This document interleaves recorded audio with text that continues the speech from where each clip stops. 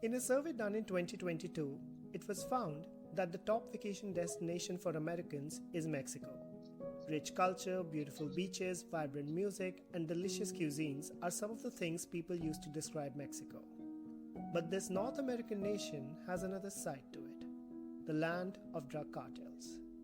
This side came to the forefront in the first few days of the new year when Ovidio Guzmán López, also known as El Chapo's son, was arrested, causing riots in the state of Sinaloa, Mexico. El Chapo was arrested in 2016, and even after 7 years, his name is associated with the riots that jolted Mexico this new year. Breaking news on El Chapo. The cartel boss was sentenced today to life in prison without parole, and this comes after a jury found him guilty back in February on all counts of smuggling tons of drugs into the U.S. I sat down with Mukta Goyal to discuss the current situation in Mexico. I am Ankur Sharma, and you are listening to The News Park.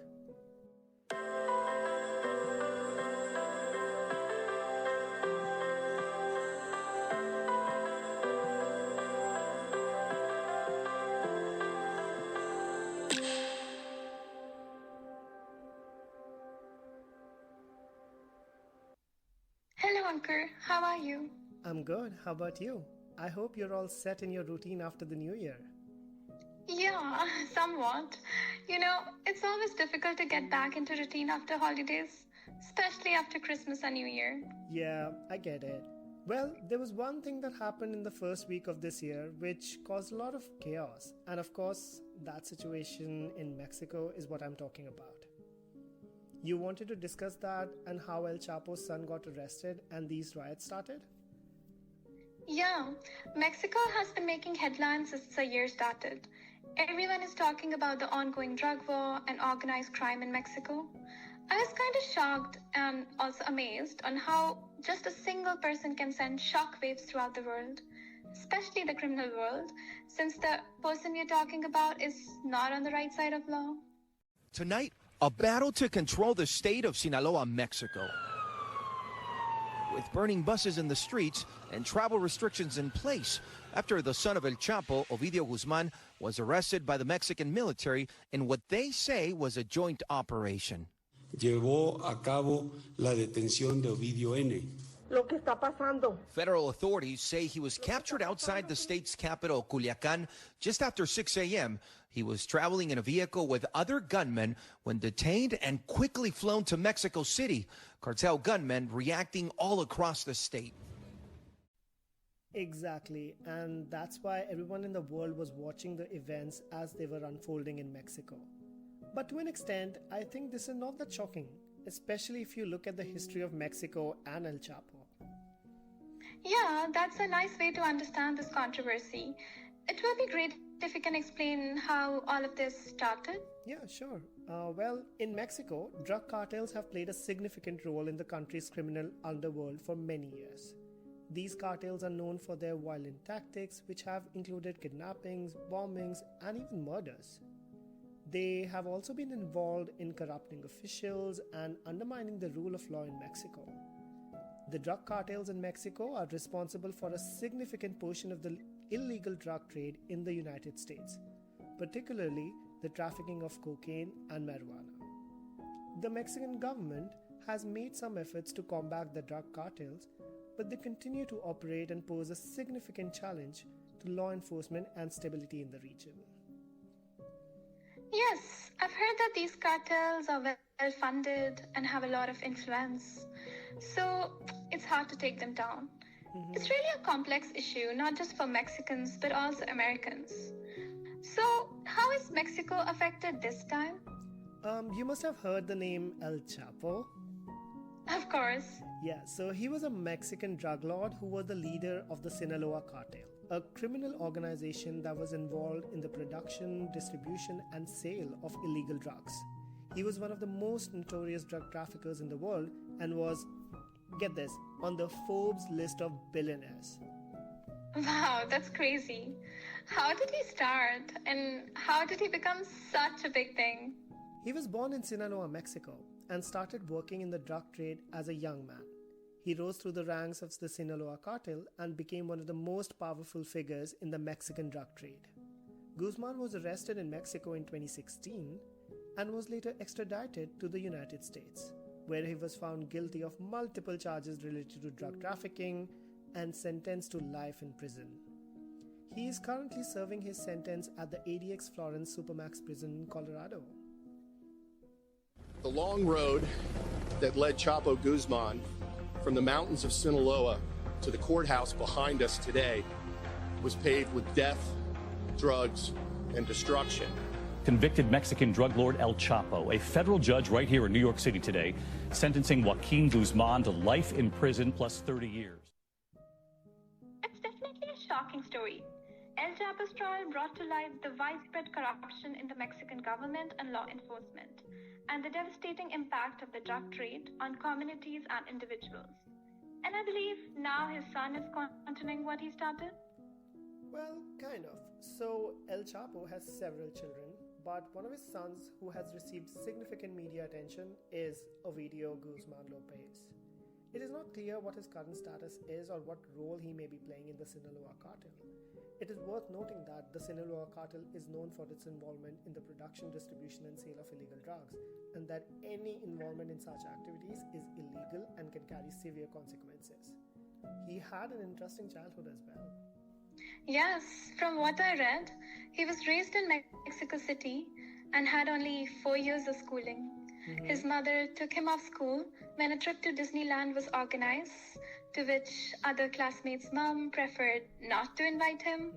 Ovidio's mother insisted that they take him and, in fact, even offered to pay everyone for the trip. And if I'm not wrong, this is not the first time he was arrested, right? True. Ovidio was arrested in October 2019 in Culiacan, Mexico on drug trafficking charges. However, his arrest led to a violent confrontation between Mexican security forces and members of the Sinaloa cartel, and Ovidio was eventually released in an effort to restore peace in the city. The next month, one of the officers who arrested Ovidio was even assassinated. It sounds so much like the Netflix series we watched, which are focused on these drug cartels of Mexico, like Narcos Mexico, Pablo Escobar, or Queen of the South. Yeah. I guess, just like me, the audience is intrigued by these stories of power, violence, and corruption of the Mexican cartels. Okay, so moving on, I really cannot wait to know what happened this time. How was Ovidio captured? Well, the capture was the result of 6 months of surveillance in the cartel's territory and then quick action on January 5th. National Guard troops spotted SUVs, some with homemade armor, and immediately coordinated with the army as they established a perimeter around the suspicious vehicles and forced the occupants out to be searched. The security forces then came under fire, but were able to gain control of the situation and identify Guzman among those present and in possession of firearms. Well, cartel members obviously set up 19 roadblocks, including at Culiacan's airport and outside the local army base, as well as all points of access to the city of Culiacan, basically to make sure that they are not able to take him out of the city. But the Air Force was able to fly Guzman to Mexico City despite their efforts, and he was taken to offices of Attorney General's Organized Crime Special Prosecutor. But we all know what happened after the arrest. Yeah, the Sinaloa cartel really came out in full force to defend him. The arrest triggered a wave of deadly riots in the country. Security forces lost their lives. Airports and schools in the city of Culiacan had to be shut. Gang members were so furious at the arrest that they'd set up roadblocks and set fire to vehicles. And the airports were a mess. Over 100 flights had to be cancelled at 3 Sinaloa airports. 2 planes were hit by gunfire, one of them just as it was preparing to take off. You could actually see the sky lit up by helicopter gunfire. Like, social media was filled with heavy gunfire videos. That's kind of scary. I wonder how these cartels become so strong. I'd say by creating fear. They create fear in order to maintain control and power over the communities in which they operate. Fear is used as a tool to intimidate and coerce others into compliance with their demands. whether it be through violence or the threat of violence. And this is exactly what the Sinaloa cartel did. So many travelers were left stranded at the airport. The news reports were filled with travelers stuck in Mexico, unable to return home. The flights were cancelled with no sight of when they will be resumed. The situation was really bad. Witness video showed vehicles on fire and passengers on a commercial flight diving for cover as gunshots rang out at the city's international airport. Shots were fired as another plane, flown by the Mexican Air Force, taxied on the runway. Defense Minister Luis Sandoval said Guzmán was transferred to Mexico City by plane. Authorities in Culiacan shut schools and told people to take shelter for fear of retaliatory gang violence after El Chapo's son was taken into custody for a second time. Yeah, and this shows how these cartels have such a strong hold on Mexico. The government was not able to control the situation, and people paid the price for that. So, what happened after the arrest? Is the situation normal now? I wouldn't say normal, but not as bad as on the day of the arrest. The scope of January 5th violence was such that Sinaloa Governor Ruben Roca said cartel gunmen showed up at local hospitals trying to abduct doctors and take them away to treat wounded fighters. Roca said that gunmen would be treated if they showed up at the hospitals, but that gunmen shouldn't try to abduct medical personnel. Yes, of course. And I've heard that locals are saying dozens of people are missing after his arrest, mostly young men and women between 12 and 35 years of age. There's so much fear that the children are afraid of seeing soldiers in their own town. Well, on the bright side, on January 10th, the President of the United States, Joe Biden, and Canadian Prime Minister Justin Trudeau visited Mexico to meet with President Andrés Manuel López Obrador for the North American Leaders Summit, so we can hope for some positive development. President Biden is in Mexico this morning for the North American Leaders Summit. Today, the Mexican president is set to meet with both Biden and the Canadian Prime Minister Justin Trudeau for the first meeting between the three countries since 2021.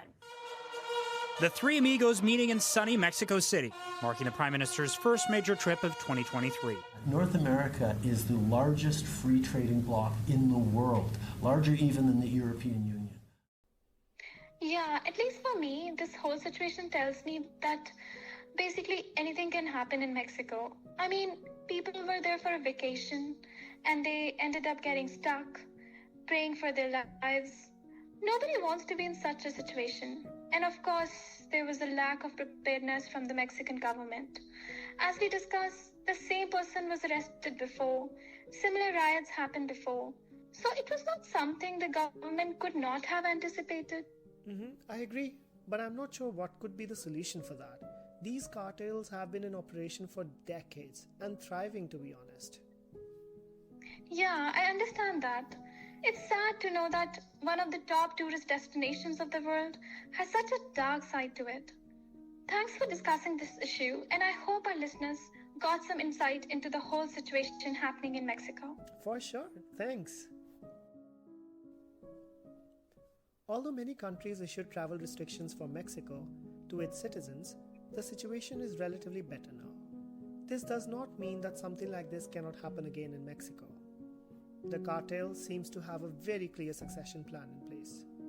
Ovidio was arrested and the cartel remains consolidated. They did not fragment like many other cartels when they lost their leadership. If they will remain stable within and everybody stays loyal to the El Chapo legacy, then they're going to keep the cartel intact and without much infighting. I think we may see some instability in the short term. The organization is, I think, a little bit more unstable internally than it was in the past. Whether that will lead to dismantlement of Sinaloa cartel or of criminal organizations in Sinaloa, I think the answer is no. Thank you for listening. See you next time.